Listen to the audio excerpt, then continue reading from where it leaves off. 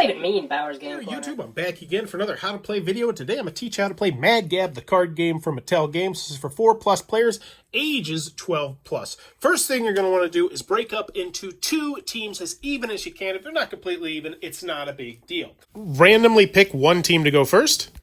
Next, what you're going to do is make sure you have something to keep track of time, a timer, as each round is going to last 30 seconds. When you're ready to start your turn, the opposing team is going to call go, and then they're going to start the timer. Now, players on your team are going to take turns being coach. It's the coach's job to help his or her team by directing their guesses. Now, when it's your turn to coach, you're going to draw a card and hold it up so that your teammates can see the puzzle on the front of the card. You look at the answer on the back. So this top one right here has its answer on the back. So that one is the Red Hot Chili Peppers, and this one says Sleet Hall, and it ends up being Sleepy Hollow. But you're going to be holding that, you're going to be looking at the answer, and then your team are going to be trying to read the puzzle out loud until they sound out the solution.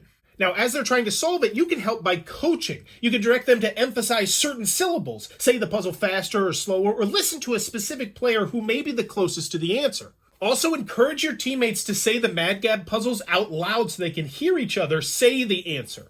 Now, if your teammate can't figure out what a picture is supposed to be, for instance, if they call a picture a plate when it's supposed to be a dish, you can direct them towards the right answer. It's another word for plate.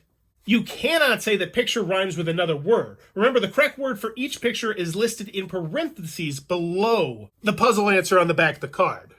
Now, as coach, you also cannot give any hints regarding the puzzle's answer, such as, it's an actor.